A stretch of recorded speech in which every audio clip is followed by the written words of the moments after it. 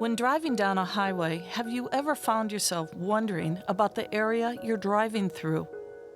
Author Stu Magnuson is one such person, and he's turned his curiosity into a book. I wanted to write about Highway 83 because my dad grew up alongside it. My grandparents lived their whole lives in Stapleton, Nebraska. And my grandmother, whenever I would borrow a bicycle to go ride out to the South Loop River, she would always call out after me, "Be careful, that highway runs from Canada to Mexico." And as a 12-year-old, I'm thinking, wow, that's really interesting. U.S. Highway 83 is among the longest highways in the United States, and it runs through the middle of Nebraska. I wanted to write this book as kind of a hybrid travel history book.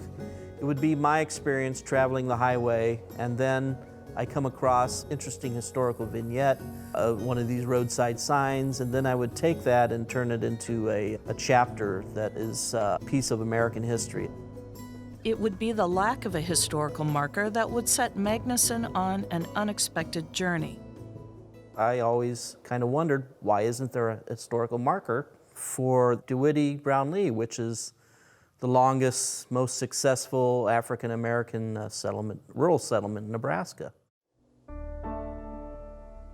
South of Valentine and only a few miles off Highway 83, today Brownlee has a population of about 15 people.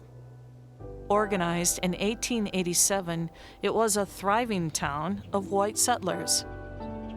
When the Kincaid Act of 1904 went into effect, the town not only grew, it became a harmonious, biracial community as blacks settled along the Loop River.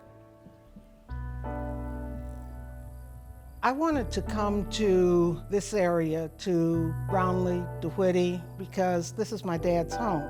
He was born in Overton, and from the time he was 10 years old, grew up here in DeWitt-E. He talked about it all the time. So I grew up thinking I knew a place that I'd never been. This is my first trip here, and I think it's everything that he said it was. Catherine's father, William, was the youngest child of Charles and Esther Meehan, a biracial couple who emigrated from Canada in 1885 to live in Nebraska. Grandpa wanted land, and I think all of the homesteaders who came wanted land. Some of them had land in Canada, but they were very small portions. They lived in areas that were not large farming homesteads. They were probably what today we would call town. I think my grandfather, though, wanted an opportunity to be able to give more to his family than he had in Canada.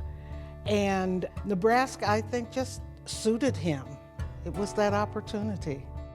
After the Kincaid Act opened land in Cherry County, the Meehans, along with several other black families, began settling along a 14-mile stretch of the North Loop River in 1906. They called their settlement DeWitt-E.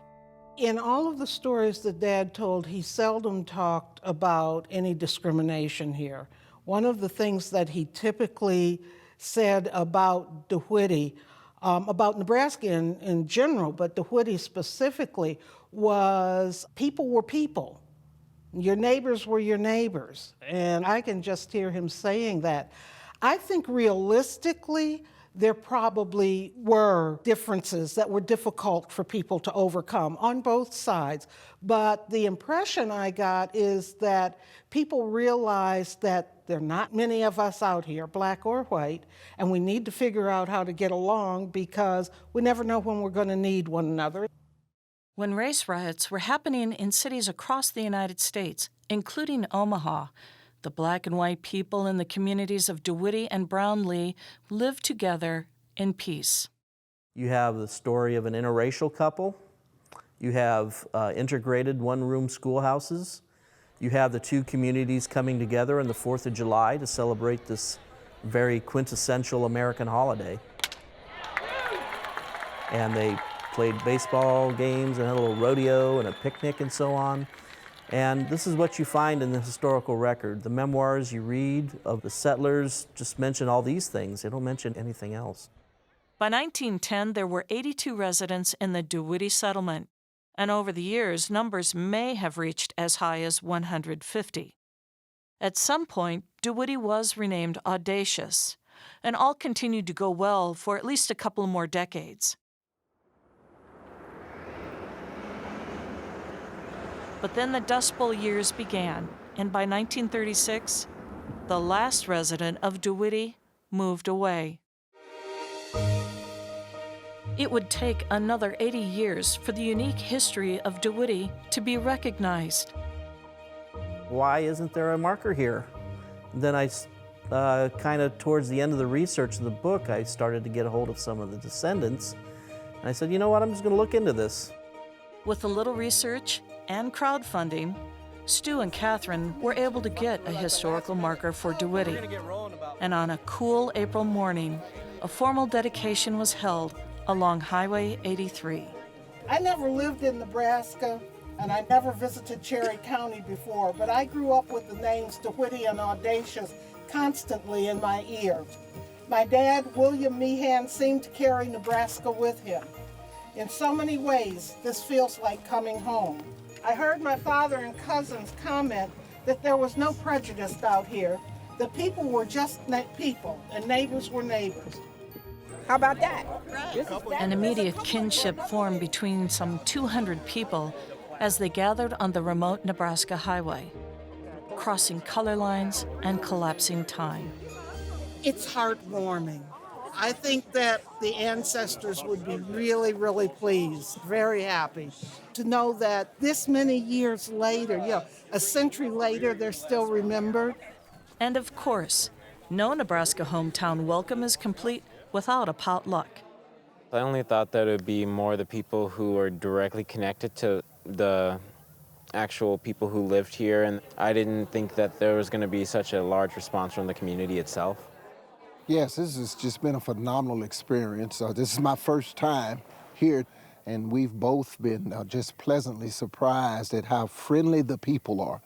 That's what's just actually blown us away, is that everyone has just reached out and embraced us of all races. I mean, the majority of people that have been here are actually Brownlee descendants, and they embraced the DeWitte descendants just like they were family.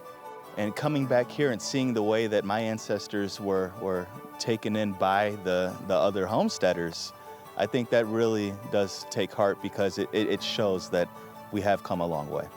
That our family made it out here and built a town and were educated. It's very humbling, and really it gives you perspective of how difficult it was and how much they achieved. I'm not surprised. A hopeful message is here. And Lord, in our times, we're having trouble as a society holding together. And so this is just a little glimmer, a little ray, that we can live together. There's evidence that I had a good time.